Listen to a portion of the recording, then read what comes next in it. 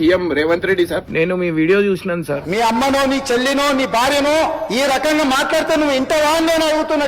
ఉప్పు పాతరేస్తే ఇట్లాంటి సంస్కృతిని మీరు ప్రోత్సహిస్తే ఎవరిని వదలను. తోడుకలు తీస్తే అధ్యక్ష ముఖ్యమంత్రిగా చెప్తున్న ఒక్కనొక్కని సోషల్ మీడియాలో లక్షల మంది ముందల వీళ్ళ అమ్మగారు చార్మినార్ దగ్గర వ్యభిచారం చేసేవారు. అసలు లేనిపోని అన్ని ఆరోపణలు అన్ని వేసేస్తున్నారు సార్. మన నచ్చకపోతే మమ్మల్ని క్వశ్చన్ చేసి అడగచ్చు. తప్పు తమ్నెల్స్ పెట్టి ఫెయిర్నెస్ అనే పేరుతోని డబ్బుల కోసం వ్యూస్ కోసం, కానీ ఇట్లా ఇంట్లో తిట్టడం, మా డాడీ బతికే ఉన్నాడు, మా డాడీ చచ్చిపోయినని చెప్తారు సార్. మేము కూడా బెట్టింగ్ యాప్ కి అగెనిస్ట్ ఉన్నాం సార్. గతంలో పెద్ద పెద్ద ఇన్ఫ్లుయెన్సర్ చేసి చూసి చేసినాం. అది ఇప్పుడు పట్టుకొని పర్సనల్ గా అటాక్ చేస్తున్నారు సార్. చట్టాలు అనేవి ఉన్నాయి కదా సార్, దానికి అందరం రెస్పెక్ట్ ఇస్తున్నాం సార్. వీళ్ళెవరు సార్ ఇంట్లో తిట్టడానికి?